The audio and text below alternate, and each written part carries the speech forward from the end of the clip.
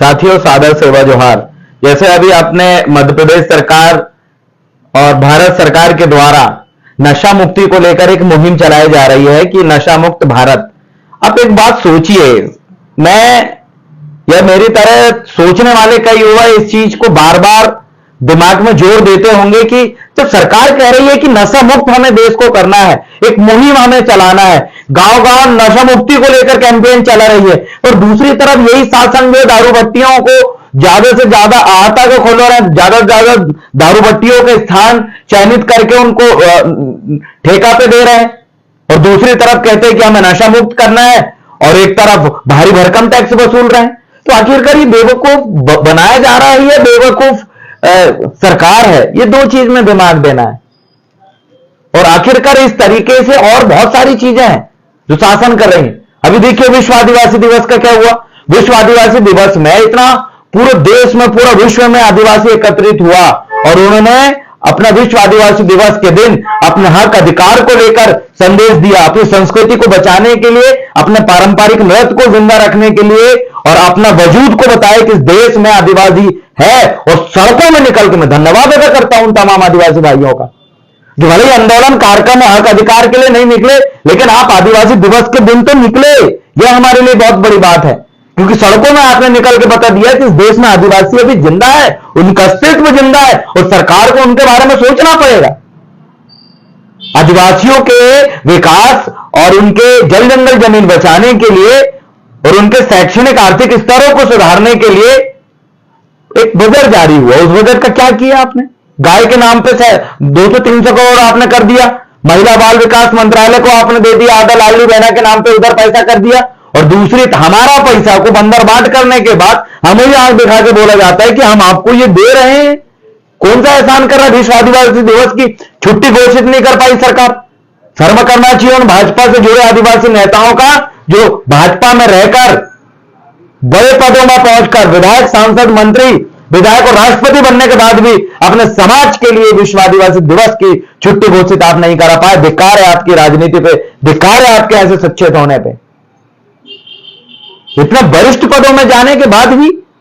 और मैं तो कहता हूं, कभी भी अगर भाजपा का कोई नेता, भाजपा से जुड़ा कोई आदिवासी या कोई विधायक, सांसद अगर कभी आपको दिखे, तो उससे पहला सवाल यही करो, तुम अपने समाज के अस्तित्व का सबसे बड़ा दिन, जहां पर पूरे 192 देशों के आदिवासी एकत्रित सड़कों में निकलकर होते हैं और आंदोलन करते हैं, प्रदर्शन करते हैं, अपने वाद्य यंत्र, नाच गाना दिखाते हैं, अपने वजूद होने का बताते हैं, शासन प्रशासन को बताते हैं कि आप हम पे अत्याचार मत करो, पूरा देश का आदिवासी। लेकिन एक तरफ आप सोच के देखिए, सरकार छुट्टी घोषित नहीं कर रही है और मुर्दे सांसद अपने उस अस्तित्व को, उस साबित करने वाले दिन को स्पेशल सेलिब्रेट नहीं कर पा रहे हो, अब सड़कों में निकल नहीं पा रहे हो।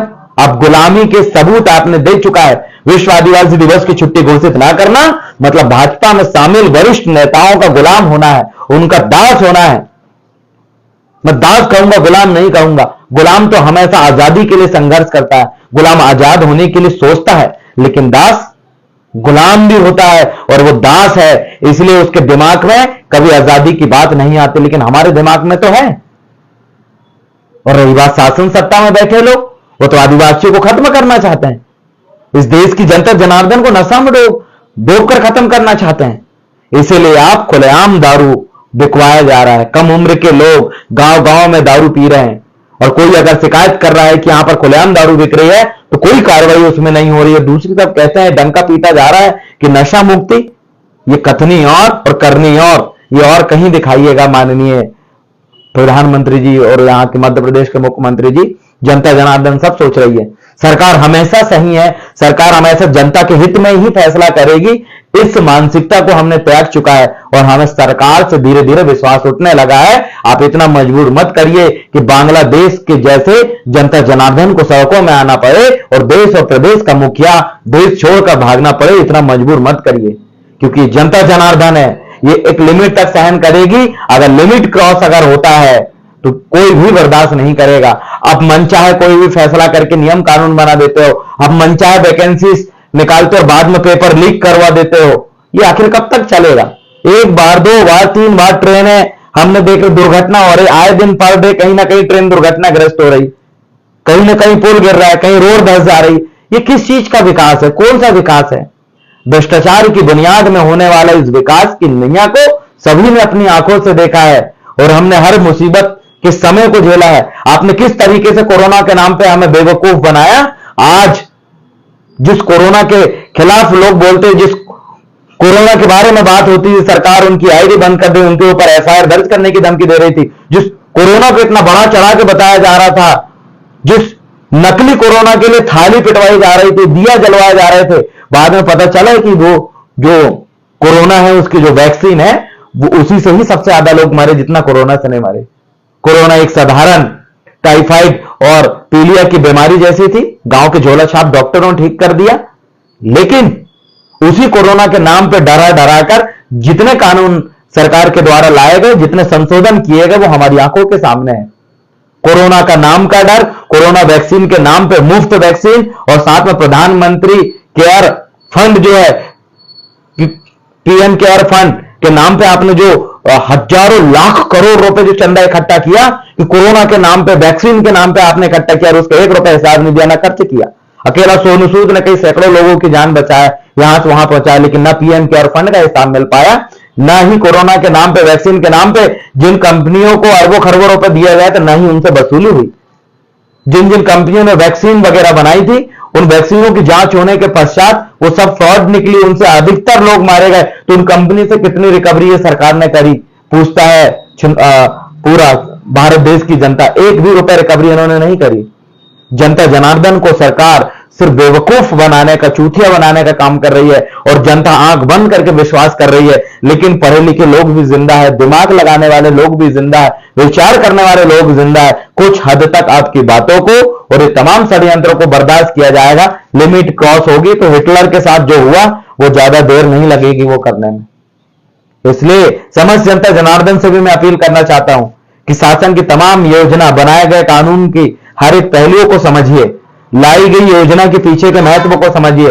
लाडली बहना के नाम पे इन्होंने लाया और आज आदिवासी का जो पैसा विकास के लिए आया था उसको 200-250 करोड़ रुपए उधर पहुंचा दिया गया। आदिवासियों के नाम का पैसा उधर पहुंचा दिया और आज भी आदिवासी सड़कों में बनी मजदूरी कर रहा है, बाहर पलायन कर रहा है, मजदूरी करने तैयार हो रहा है, इस हालात पे जिंदा है। आज आपको इस बारे में विचार करना पड़ेगा कि आखिरकार हमें इस सरकार के इन मंसूबों को समझते हुए कैसे आगामी समय में हर एक षड्यंत्रों से निपटना है, क्योंकि आने वाले 6 महीने बाद फिर एक नया षड्यंत्र आने वाला है और लगातार आते रहेगा। शासन का हौस उड़ाना जरूरी है, सवाल करना जरूरी है। हां पे हां मिलाना बंद करिए, सवाल करना शुरू करिए, तब जाके आपका और हमारा और इस पृथ्वी में जीव जगत जिंदा रहेगा।